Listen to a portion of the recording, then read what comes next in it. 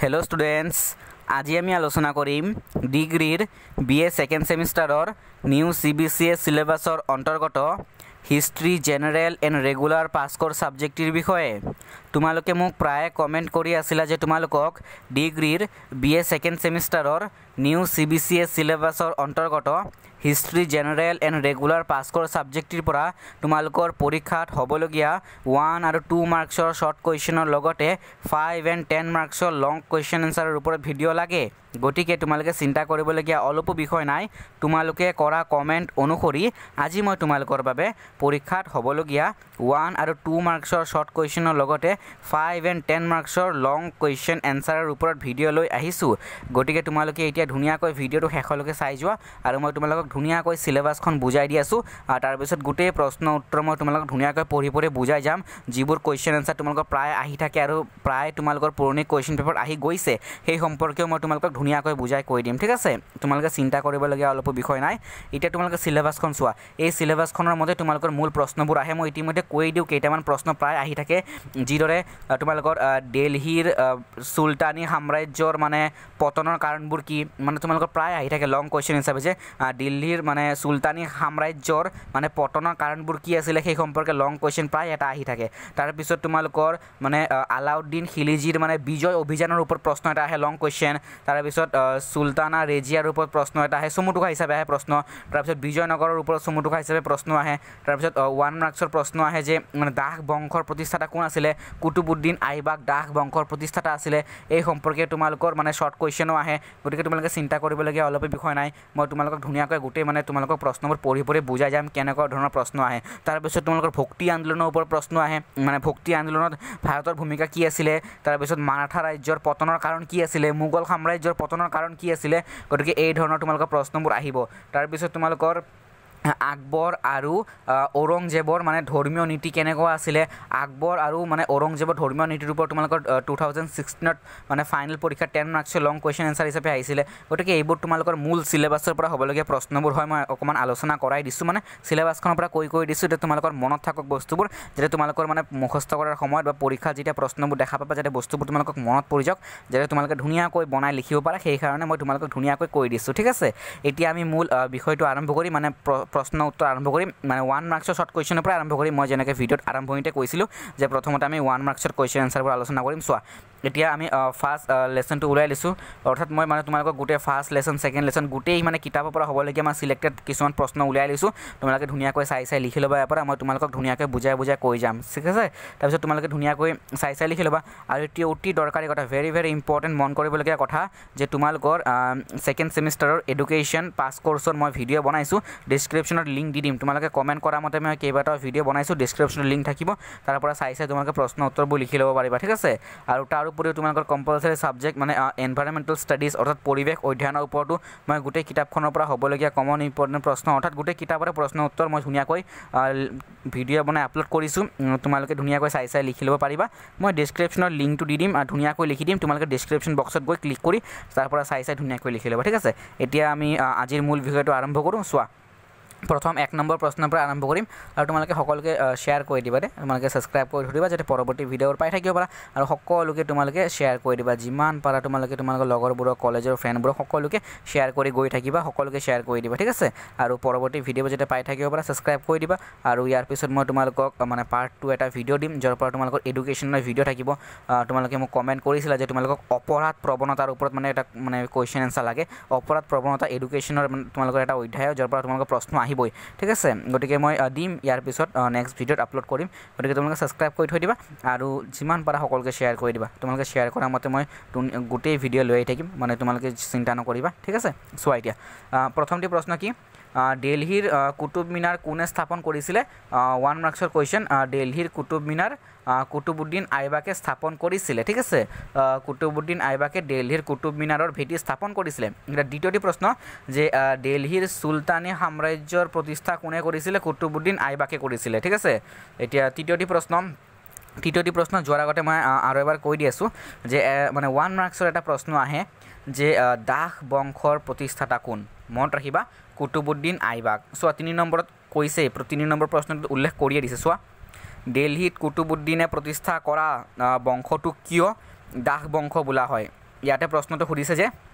কুতুবুদ্দিনে প্ৰতিষ্ঠা কৰা অৰ্থাৎ দিল্লীত ঠিক আছে চোৱা দিল্লীত মানে কুতুবুদ্দিনে প্ৰতিষ্ঠা কৰা বংশটোক ডাক বংশ বুলি কিয় কোৱা হয় এনসাৰ চোৱা এই বংশটোৰ কুতুবুদ্দিন আইবাক ইলতুৎমিছ আৰু বলবন এই তিনিওজন চুলতান প্ৰথম জীৱনত কৃতদাস আছিল ঠিক আছে অৱশ্যে তেওঁলোকক পিছলৈ মুকলি কৰি দিছিল তেওঁলোকে নিজৰ প্ৰতিভাৰ বলত দিল্লীৰ সিংহাসন আৰোহণ কৰিছিল সেয়েহে এই বংশটোক ডাক বংশ বোলা হয় তেওঁলোকে কি কৰিছিলে নিজৰ মানে প্ৰতিভাৰ বলতে দিল্লীৰ সিংহাসন আৰোহণ কৰিছিলে সেয়েহে এই বংশটোক ডাক বংশ বুলি কোৱা হয় তোমালোকৰ 2 মাৰ্কছৰ প্ৰশ্ন হিচাপে এইটো আহিব যদি আহে যে দিল্লীত কুতুবুদ্দিনে প্ৰতিষ্ঠা কৰা বংশটোক কিয় ডাক বংশ বুলি কোৱা হৈছে ঠিক আছে লং কুৱেশ্যন হিচাপেও আছে মই দেখুৱাই দি আছোঁ চোৱা এইটো চোৱা যে কুতুবুদ্দিনৰ শাসনকালৰ সম্পৰ্কে এটি বৰ্ণনা দিয়া অৰ্থাৎ কুতুবুদ্দিনৰ সাম্ৰাজ্য বা ৰাজকাৰ্য বা কুতুবুদ্দিনৰ শাসনকালৰ এটি চমু বৰ্ণনা দিয়া আৰু তেওঁ প্ৰতিষ্ঠা কৰা বংশটোক ডাক বংশ বুলি কোৱাটো যুক্তিসংগত বুলি তুমি ভাবানে অৰ্থাৎ তোমালোকক মানে লিখিব দিছে যে ডাক বংশটোৰ বিষয়ে লিখিব দিছে মানে কুতুবুদ্দিন আইবাকে প্ৰতিষ্ঠা কৰা ডাক বংশৰ বিষয়ে লিখিব দিছে চোৱা 4টা পেৰাগ্ৰাফত আছে তোমালোকৰ লং কুৱেশ্যন দে 10 মাৰ্কছৰ লং কুৱেশ্যন মই আগতে কৈ দিলোঁ মনত ৰাখিবা প্ৰথমত আছে প্ৰথম দুটা দফাত আছে কুতুবুদ্দিন আইবাকৰ অৰ্থাৎ শাসনকালৰ বিষয়ে উল্লেখ আছে ঠিক আছে শাসনকাল তেওঁৰ শাসনকাল কেনেকুৱা আছিল তেওঁৰ তাৰ পিছত আছে তেওঁ প্ৰতিষ্ঠা কৰা বংশটোৰ বিষয়ে ঠিক আছে চোৱা বংশটোৰ বিষয়ে দুটা আছে মানে ডাক বংশৰ কেনেকৈ প্ৰতিষ্ঠা কৰিছিলে আৰু কিয় কৰিছিলে সেই সম্পৰ্কে উল্লেখ আছে তোমালোকৰ লং কুৱেশ্যন হ'ব 10 মাৰ্কছৰ তাৰ আগতে মই আৰু শৰ্ট কুৱেশ্যন আছিল আলোচনা কৰাই দিওঁ চোৱা 4 নম্বৰ প্ৰশ্নটো কি কোনজন চুলতানৰ পলো খেলি থাকোঁতে পলো এবিধ খেল দে পলো খেলি থাকোঁতে ঘোঁৰাৰ পিঠিৰ পৰা বাগৰি মৃত্যু হৈছিলে কুতুবুদ্দিন আইবাকৰ মনত ৰাখিবা কুতুবুদ্দিন আইবাকৰ 5 নম্বৰ প্ৰশ্ন লাখবক্স উপাধি কোনে মানে কাক দিয়া হৈছিলে কুতুবুদ্দিন আইবাকক লাখবক্স উপাধি দিয়া হৈছিল তেওঁৰ উদাৰ আৰু দানী গুণৰ কাৰণে দিয়া হৈছিলে 6 নম্বৰ কুতুবুদ্দিন আইবাকৰ জোৱায়েক কোন আছিলে ইলতুৎমিছ আছিলে ঠিক আছে মনত ৰাখিবা 1 মাৰ্কছ শৰ্ট কুৱেশ্যন এতিয়া আমি পৰৱৰ্তী কুৱেশ্যনলৈ গৈ আছোঁ ইতিমধ্যে মই কৈ দিছোঁ তোমালোকৰ প্ৰশ্নটো বুজাই দিছোঁ যে কুতুবুদ্দিনৰ শাসনকালৰ এটি বৰ্ণনা দিয়া অৰ্থাৎ মানে কুতুবুদ্দিনৰ মানে শাসনকালৰ বা কুতুবুদ্দিনৰ সাম্ৰাজ্যৰ এটি চমু বৰ্ণনা দিব দিছে আৰু তেওঁ প্ৰতিষ্ঠা কৰা বংশটোক ডাক বংশ বুলি কোৱাটো যুক্তিসংগত বুলি তুমি ভাবা নাই সেই সম্পৰ্কে উল্লেখ কৰিব দিছে গতিকে তোমালোকে 10 মাৰ্কছৰ কুৱেশ্যন হিচাপে এইটো পাবা ধুনীয়াকৈ তোমালোকে লিখি ল'বা 4টা দফাত আছে চোৱা 4টা দফাত লিখিবা ঠিক আছে যেনেকৈ আছে এই চোৱা 4টা দফাত আছে 4টা দফাত লিখিবা লং কুৱেশ্যন ভেৰি ইম্পৰ্টেণ্ট দে তোমালোকে কুতুবুদ্দিন আইবাকৰ শাসনকালৰ ওপৰত বা তেওঁৰ ৰাজকাৰ্যৰ বিষয়ত বা তেওঁৰ সাম্ৰাজ্যৰ বিষয়ে প্ৰশ্ন পাবা তাৰপিছত তেওঁ স্থাপন কৰা বংশটোৰ বিষয়ে তোমালোকে প্ৰশ্ন পাবা ঠিক আছে ডাক বংশৰ বিষয়ে গতিকে লং কুৱেশ্যন হিচাপে চাবা এতিয়া আমি পৰৱৰ্তী কুৱেশ্যনলৈ যাম পৰৱৰ্তী কুৱেশ্যন হৈছে চুলতানা ৰেজিয়া চমুটুকা হিচাপে আহে যে চুলতানা ৰেজিয়াৰ সম্পৰ্কে এতিয়া আলোচনা দাঙি ধৰা 1 মাৰ্কছৰ কুৱেশ্যন ইয়াতে এটা লুকাই আছে যে দিল্লীৰ সিংহাসন আৰোহণ কৰা একমাত্ৰ মহিলা চুলতান আছিল ৰেজিয়া চুলতানা ঠিক আছে চুলতানা ৰেজিয়া আছিলে মানে একমাত্ৰ মহিলা ঠিক আছে মানে দিল্লীৰ সিংহাসন আৰোহণ কৰা মনত ৰাখিবা তাৰপিছত তোমালোকক এইটো চমুটুকা হিচাপে লিখিবলৈ 2টা পেৰাগ্ৰাফত লিখিবা 2টা দফাতে লিখিবা তোমালোকে আৰম্ভণি দিব লাগিব যে দিল্লীৰ সিংহাসন আৰোহণ কৰা ৰেজিয়াই একমাত্ৰ মহিলা চুলতান আছিল ইলতুৎমিছে মানে জীৱিত অৱস্থাতে জ্যেষ্ঠ পুত্ৰ নাছিৰুদ্দিনৰ মানে মৃত্যু হোৱা জীয়েক ৰেজিয়াকে কি কৰিছিলে চুলতানে সিংহাসনৰ উত্তৰাধিকাৰীৰ মনোনীত কৰি গৈছিলে ঠিক আছে 1 মাৰ্কছৰ কুৱেশ্যন ইয়াতে আৰু এটা লুকাই থাকিব পাৰে যে চুলতানা ৰেজিয়াক মানে কোনে মানে সিংহাসনত মনোনীত কৰিছিলে বা উত্তৰাধিকাৰী হিচাপে মনোনীত কৰিছিলে ইলতুৎমিছে কৰিছিলে ঠিক আছে মনত ৰাখিবা তাৰপিছত আমি ইয়াৰে পৰৱৰ্তী কুৱেশ্যনলৈ যাম আমাৰ পৰৱৰ্তী কুৱেশ্যন হৈছে শৰ্ট কুৱেশ্যন হিচাপে যে ভাৰতত আক্ৰমণ কৰা প্ৰথমজন তুৰ্কী নেতা কোন আছিলে চুলতান মাহমুদ ঠিক আছে মনত ৰাখিবা চুলতান মাহমুদ আছিলে তেওঁ 17 বাৰ ভাৰত আক্ৰমণ কৰিছিলে 17 বাৰ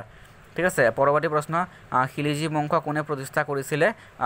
জালালুদ্দিন খিলিজিয়ে ঠিক আছে মনত ৰাখিবা তাৰপিছত পৰৱৰ্তী প্ৰশ্ন ইতিহাসত ধনৰ কুমাৰ বুলি কাক কোৱা হয় বা আখ্যা দিয়া হৈছিলে মহম্মদ বিন তুগলকক এইবোৰ শৰ্ট কুৱেশ্যন হয় এইবোৰ তোমালোকৰ 2015 চনত আহি যোৱা কুৱেশ্যন আনসাৰ ঠিক আছে মই তোমালোকৰ কাৰণে মই উলাই লৈ আহিছোঁ আৰু ইয়াৰ আগতে শৰ্ট কুৱেশ্যন আৰু আছিলে কেইবাটাও ফাৰ্ষ্ট পেজতে আছিলে মই দেখুৱাই দি আছোঁ এইবোৰ মই তোমালোকক কৈ দিছোঁ যে ডাক বংশৰ প্ৰতিষ্ঠা কোনে কৰিছিলে তাৰপিছত কুতুবুদ্দিন আইবাকক মানে জোৱায়েকৰ নাম কি আছিলে ইলতুৎমিছ তাৰপিছত কোনজন চুলতানৰ মানে পলো খেলি থাকোঁতে ঘোঁৰাৰ পিঠিৰ পৰা বাগৰি মৃত্যু হয় কুতুবুদ্দিন আইবাকৰ দিল্লীৰ কুতুব মিনাৰ কোনে স্থাপন কৰে কুতুবুদ্দিন আইবাকে স্থাপন কৰে এইবোৰ শৰ্ট কুৱেশ্যন হয় দে চাবা তাৰপিছত কুতুবুদ্দিনৰ তুমি শাসনকালসকলে চাবা তোমালোকে তাৰপিছত তেওঁ প্ৰতিষ্ঠা কৰা বংশটোৰ বিষয়ে চাবা তাৰপিছত ৰেজিয়া সুলতানা অৰ্থাৎ সুলতানা ৰেজিয়া বিষয় চমুটোকা হিচাপে চাবা ঠিক আছে 5 মাৰ্কছৰ চমুটোকা হিচাপে আহে তাৰপিছত বিজয়নগৰৰ ওপৰতো চমুটোকা আহে 5 মাৰ্কছৰ আছে শেষৰ ফালে গোটেই কোৱেশ্চন আছে চিন্তা নকৰিবা মাৰাঠাসকলৰ পতনৰ কাৰণ আহে মোগল সাম্ৰাজ্যৰ পতনৰ কাৰণ আহে আকবৰ আৰু ঔৰংজেবৰ ধৰ্মীয় নীতিৰ ওপৰত লং কোৱেশ্চন আহে 10 মাৰ্কছৰ গোটেইখিনি আহে মই কৈ দিম তোমালোকে চিন্তা নকৰিবা ঠিক আছে তোমালোকে কেৱল শ্বেয়াৰ কৰি দিবা তোমালোকৰ সকলো লগকে শ্বেয়াৰ কৰি দিবা সো এতিয়া আমাৰ পৰৱৰ্তী প্ৰশ্নটো ইম্পৰ্টেন্ট ভেৰি ইম্পৰ্টেন্ট কিয়নো তিনিবাৰ ৰিপিট হৈছে চোৱা আকবৰে প্ৰচলন কৰা ধৰ্মটোৰ নাম কি আছিল দিন ইলাহি ঠিক আছে আকবৰে প্ৰচলন কৰা ধৰ্মটোৰ নাম আছিল দিন ইলাহি তাৰপিছত তোমালোকৰ নেক্সট শৰ্ট কুৱেশ্চনবোৰ তোমালোকে ধুনীয়াকৈ চাই লিখি ল'বা ইয়াৰে ভিতৰত সবচে ইম্পৰ্টেন্ট হ'ল প্ৰথম পানীপথৰ যুদ্ধ কাৰ মাজত হৈছিল বাবৰ আৰু ইব্ৰাহিম লোডিৰ মাজত হৈছিল দে 1526 চনত সংঘটিত হৈছিল এটো ভেৰি ইম্পৰ্টেন্ট প্ৰশ্নটো আহে চাবা তোমালোকে গোটেই শৰ্ট কুৱেশ্চন ধুনীয়াকৈ চাই লিখি ল'বা এতিয়া আমি পৰৱৰ্তী প্ৰশ্নলৈ আগবাঢ়িম পৰৱৰ্তী প্ৰশ্ন মই যে কৈছিলোঁ বিজয়নগৰৰ ওপৰত তোমালোকৰ চমুটোকা আহে বিজয়নগৰৰ অৰ্থনৈতিক আৰু সামাজিক অৱস্থাৰ সম্পৰ্কে চমুটোকা আহিব পাৰে নাইবা বিজয়নগৰৰ ওপৰত বিজয়নগৰ সাম্ৰাজ্যৰ ওপৰত এটি টোকা লিখা গতিকে যেনেকৈ নাহক তোমালোকে ধুনীয়াকৈ লিখিবা ঠিক আছে মানে বিজয়নগৰৰ বিষয়ে মানে তোমালোকে চমুটোকা এটা পাবা বা প্ৰশ্ন হিচাপে তোমালোকে পাবা গতিকে 5 মাৰ্কছৰ হিচাপে আহিলে তোমালোকে ধুনীয়াকৈ লিখি ল'বা বিজয়নগৰৰ মানে গোটেই কথা তোমালোকে উল্লেখ কৰিব লাগিব বিজয়নগৰৰ অৰ্থনৈতিক সামাজিক ঠিক আছে কেনেকুৱা আছিলে তাতে মানে জলসিঞ্চনৰ ব্যৱস্থা কেনেকুৱা আছিলে তাৰ পিছত মানে খেতি বাতি শস্যৰ উন্নতি কেনেকুৱা আছিলে গোটেইখিনি লিখিব লাগিব চমুটোকা হিচাপে বা তোমালোকৰ প্ৰশ্ন হিচাপে 5 মাৰ্কছৰ হিচাপে এতিয়া আমি পৰৱৰ্তী প্ৰশ্নলৈ আগবাঢ়িম পৰৱৰ্তী প্ৰশ্ন হৈছে মই যে কৈছিলোঁ ভেৰি ইম্পৰ্টেন্ট তোমালোকে প্ৰায় পাবা প্ৰশ্ন যে মাৰাঠা শক্তিৰ পতনৰ কাৰণ কি আছিল সো মাৰাঠা শক্তিৰ পতনৰ কাৰণ আছিল নেতৃত্বৰ অভাৱ আছিল তাৰ পিছত পৰৱৰ্তী হ'ল মানে তোমালোকে পইণ্টবোৰ ধুনীয়াকৈ যেনেকৈ আছে এক্সপ্লেইন কৰি দিবা দে লং কোৱেশ্চন 5 মাৰ্কছৰ হিচাপে গতিকে 5টা পইণ্ট এক্সপ্লেইন কৰি দিবা ধুনীয়াকৈ ঠিক আছে যে নেতৃত্বৰ অভাৱ আছিল তাৰপিছত মাৰাঠা ৰাষ্ট্ৰৰ মানে কি আছিলে ব্যৱস্থা দুৰ্বলতা হৈ পৰিছিল তাৰপিছত জাগিৰদাৰ ব্যৱস্থাৰ কুপ্ৰভাৱ পৰিছিল তাৰপিছত দুৰ্বল অৰ্থনৈতিক নীতি আছিলে সামৰিক ক্ষেত্ৰতো থকা দুৰ্বলতা সামৰিক ক্ষেত্ৰ মানে তোমালোকৰ যুদ্ধৰ ক্ষেত্ৰ ঠিক আছে যুদ্ধৰ ক্ষেত্ৰত মানে সৈন্য সামন্তৰ তাৰপিছত অস্ত্ৰ শস্ত্ৰৰ অভাৱ আছিলে সেইকাৰণে সামৰিক ক্ষেত্ৰত দুৰ্বল হৈ পৰিছিল যাৰ ফলস্বৰূপে মাৰাঠা শক্তিৰ মানে পতন হৈছিল ভেৰি ইম্পৰ্টেন্ট কোৱেশ্চন দে একদম দৰকাৰী প্ৰশ্ন যিদৰে কুতুবুদ্দিন আইবাকৰ মানে শাসনকালৰ সম্পৰ্কে বা সাম্ৰাজ্যৰ বিষয়ে প্ৰশ্ন আহে আৰু তেওঁ ধৰ্মৰ বিষয়ে অৰ্থাৎ তেওঁ প্ৰতিষ্ঠা কৰা বংশৰ বিষয়ে প্ৰশ্ন আহে দাস বংশৰ বিষয়ে ঠিক সেইদৰে এই প্ৰশ্নটো মানে বহুত ইম্পৰ্টেন্ট মাৰাঠা শক্তিৰ পতনৰ কাৰণ আৰু সুলতানা ৰেজিয়াৰ ওপৰত চমুটোকা ঠিক আছে এটা আমি পৰৱৰ্তী প্ৰশ্নলৈ আগবাঢ়িম পৰৱৰ্তী প্ৰশ্ন তোমালোকে প্ৰতি বছৰে তোমালোকে দেখা পাবাই হয়তো এইবাৰ যদি 5 মাৰ্কছৰ হিচাপে আহিছে তো পৰৱৰ্তী বছৰত তোমালোকৰ লং কোৱেশ্চন হিচাপে আহিব 10 মাৰ্কছৰ হিচাপে ঠিক আছে প্ৰশ্নটো নাথাকে কেতিয়াও যে মানে তোমালোকৰ সিলেবাছত থকা মূল প্ৰশ্নই হয় সিলেবাছৰ মূল বিষয় হয় চাবা যে দিল্লীৰ সুলতানী সাম্ৰাজ্যৰ পতনৰ কাৰণ কি আছিল দিল্লীৰ সুলতানী সাম্ৰাজ্যৰ পতনৰ কেইবাটাও কাৰণ আছিল তাৰে ভিতৰত মূল কাৰণবোৰ মই তোমালোকক ৰাইট চিন দি হিচাপে আৰু কলমেদি চিন দি দিছোঁ তোমালোকে হেনেকে লিখিবা যে 10 মাৰ্কছ লং কোৱেশ্চন হিচাপে দিছোঁ গোটেইখিনি আছে ৰবা মই দেখাই দিওঁ প্ৰশ্নটো উত্তৰ তোমালোকে এইখিনিলৈকে লিখিব লাগিব চোৱা ঝলৈকে ঠিক আছে মই তোমালোকক বাছি দিছোঁ আৰু কলমেদি চিন দি দিয়া আছে তোমালোকে ধুনীয়াকৈ চাই লিখিবা যে দিল্লীৰ মানে সুলতানী সাম্ৰাজ্য যে আছিলে সেই দিল্লীৰ সুলতানী সাম্ৰাজ্যৰ কিয় পতন হৈছিল অৰ্থাৎ কিয় ধ্বংস হৈছিল তোমালোকে ধুনীয়াকৈ লিখিব লাগিব মানে ধ্বংস হোৱাৰ কেইবাটাও কাৰণ আছে যাতে জাগিৰদাৰী প্ৰথা আছিলে বিশাল সুলতানী সাম্ৰাজ্যৰ পতনৰ কাৰণৰ ভিতৰত আছিলে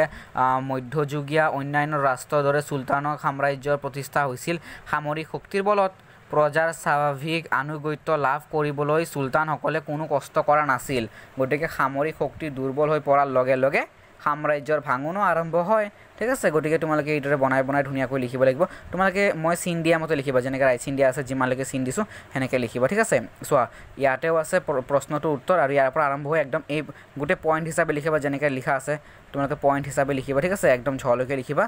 গতিকে তলত উল্লেখ কৰা আছে যে এইদৰে দেখা যায় যে বিভিন্ন কাৰণসমূহে সুলতানী সাম্ৰাজ্যৰ পতনত অৰিহণা যোগাইছে ঠিক আছে চোৱা গতিকে লং কোৱেশ্চন এনসাৰ হিচাপে হ'ব ভেৰি ইম্পৰ্টেন্ট দিল্লীৰ সুলতানী সাম্ৰাজ্যৰ ধ্বংস বা পতনৰ কাৰণ ইম্পৰ্টেন্ট হয়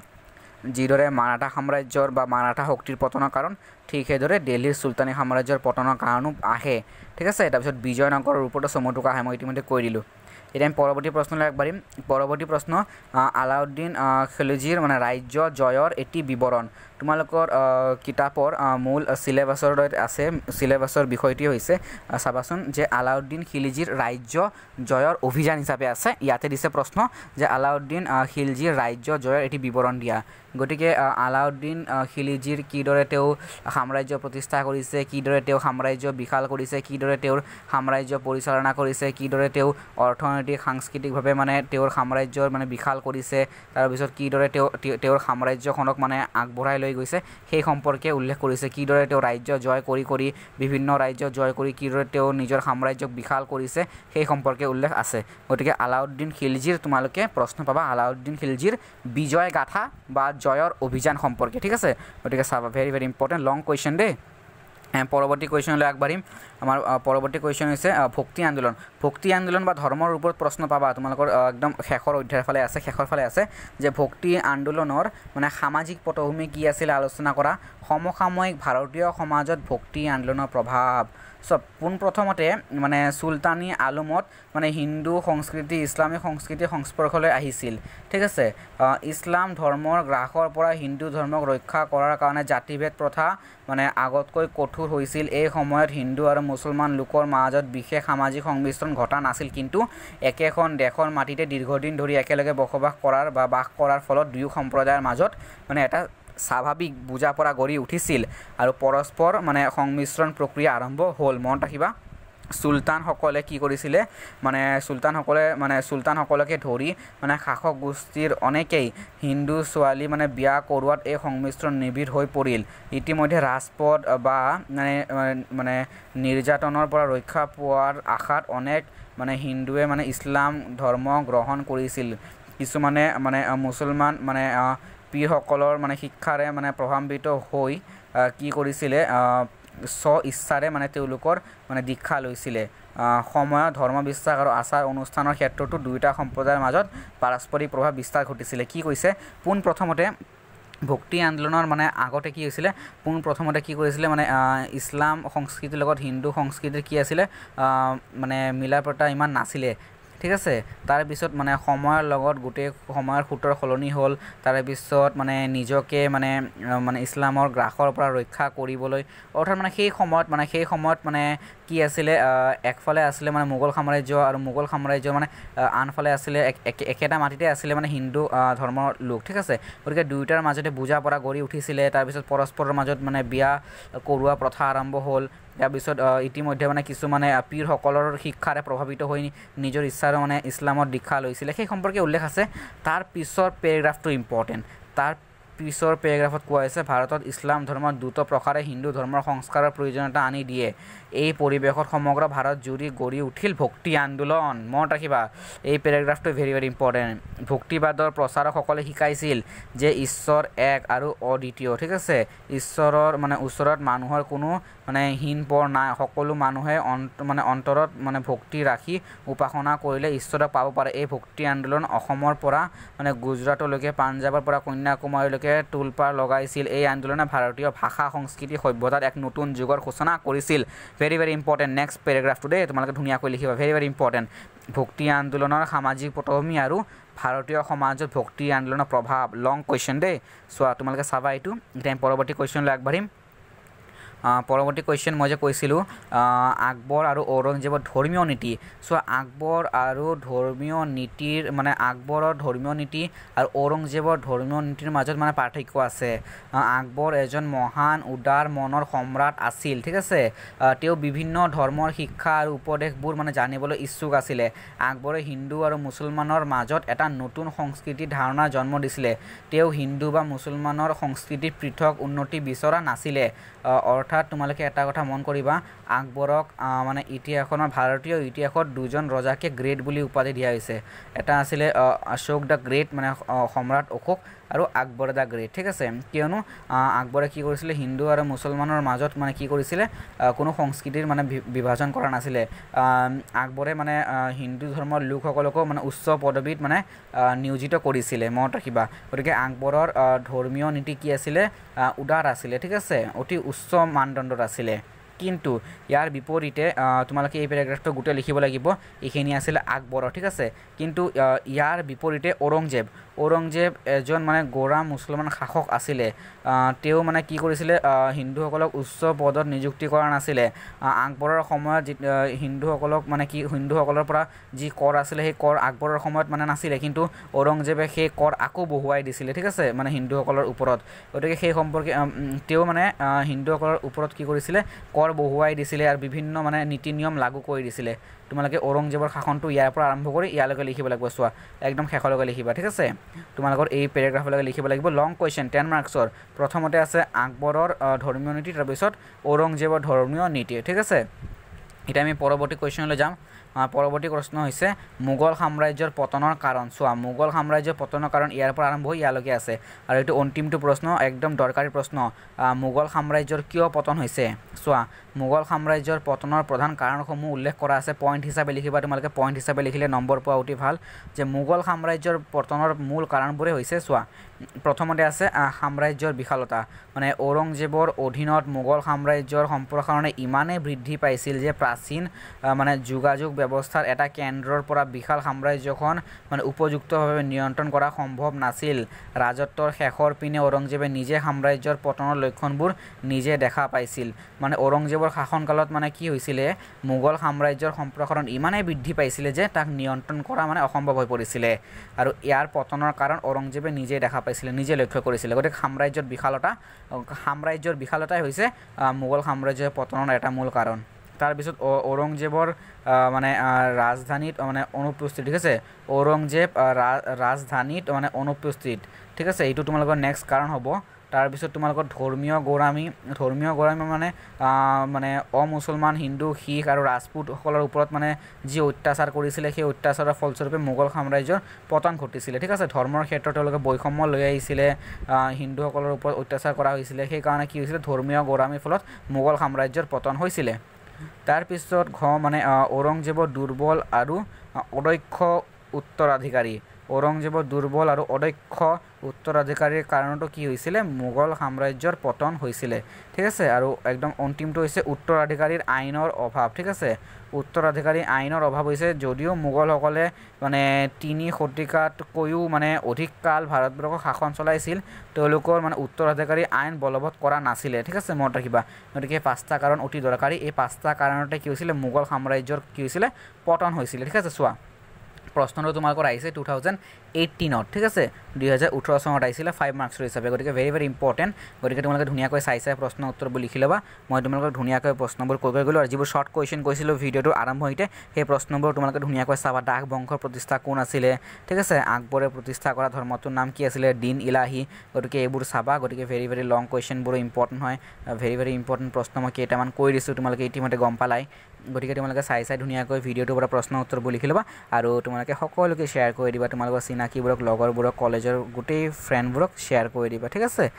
ভিডিঅ'টো আজি আমি ইয়াতে সামৰিম আৰু তোমালোকে চিন্তা নকৰিবা মই পৰৱৰ্তী ভিডিঅ'বোৰ তোমালোকৰ বাবে লৈ আহি থাকিম তোমালোকে ডেছক্ৰিপশ্যনত গৈ এডুকেশ্যন আৰু এনভাইৰনমেণ্টেল ষ্টাডিজ অৰ্থাৎ পৰিৱেশ অধ্যয়নৰ প্ৰশ্ন উত্তৰবোৰ লিখি ল'বা ঠিক আছে ডেছক্ৰিপশ্যনত মই লিংকবোৰ দি দিম